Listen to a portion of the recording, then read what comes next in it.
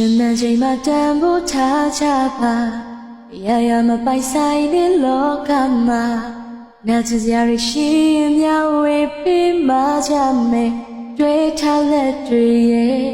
နေနေပုံမှအတမ်းများမဲခဲ့ကြအချိန်မတိုင်ခင်မှာပြောင်းဆုံးအလင်းချမ်းများအသက်ရှိတော့မှတန်ဖိုးထားရင်ခွဲ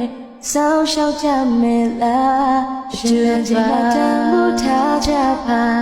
အရာရာမပိုင်ဆိုင်တဲ့လောကမှာနာကျင်စရာရှိရင်မျှဝေပေးမှကြမယ်တွေ့ထားလက်တွေရဲ့တွေနေပူမအတမ်းများမဲခဲ့ချအချိန်မတိုင်ခင်မှာပြောင်းဆုံးလင်းတမ်းများအသက်ရှိတော့မှတန်ဖိုးထားရင်ခွဲဆောင်းလျှောက်ကြမယ်လားတူပါ